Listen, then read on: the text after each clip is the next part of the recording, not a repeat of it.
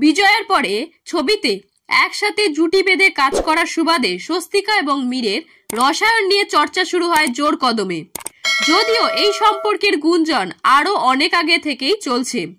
Social মিডিয়ায় চোখ রাখলেই দেখা যায় স্বস্তিকাকে নিয়ে ট্রোল করার চেষ্টা হলে প্রকাশ্যে প্রতিবাদ জানাচ্ছেন মীর, যা যে কোনো বন্ধুত্বের সম্পর্কের ক্ষেত্রে খুব স্বাভাবিক। কিন্তু নেট নাগরিকরা তা শুধু বন্ধুত্ব বলে ধার্য করছেন না।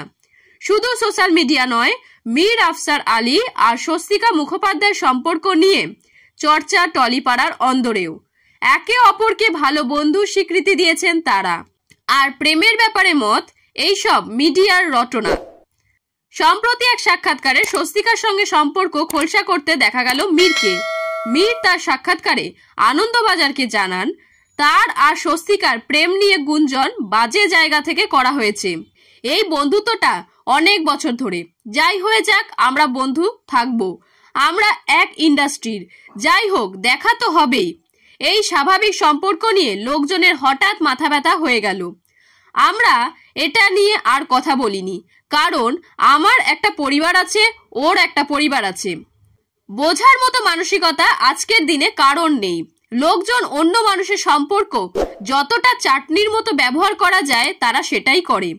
এই সাক্ষাৎকারে ট্রোলিং নিয়েও কথা বলতে শোনা যায় মীরকে। তিনি বলেন, আমি মনে করি আজকের দিনে সবাই ট্রোলার। আমাদের সবার মধ্যে ট্রোল ব্যাপারটা চলে আসছে, খুব কুৎসিত ভাবে হচ্ছে ট্রোলটা, বাড়ির লোককে পর্যন্ত টেনে আনছে। যত বেশি প্রতিক্রিয়া আসবে ততই বেশি যেন ট্রোল হবে। লোকে তাই প্রতিবাদ করতেও ভয় পাচ্ছে। আমি মনে করি যাদের চিনি তাদের কথাই পাত্তা দিই না, তাহলে যাদের চিনি না তাদের কথা কেন পাত্তা দেব?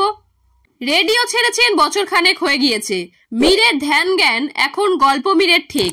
এর আগেও সানডে সাসপেন্স নিয়ে ভালোবাসার জায়গাটা ধরে রেখেছিলেন শ্রোতার মাঝে, তবে সেখানে তিনি ছিলেন শুধুই কণ্ঠশিল্পী।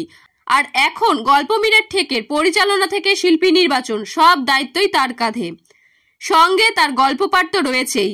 এইসবের পরেও মীরের ভালোবাসার মানুষরা চান সকালম্যান আবার ফিরুক রেডিওতে, হোক না তা অন্য কোনো চ্যানেলে।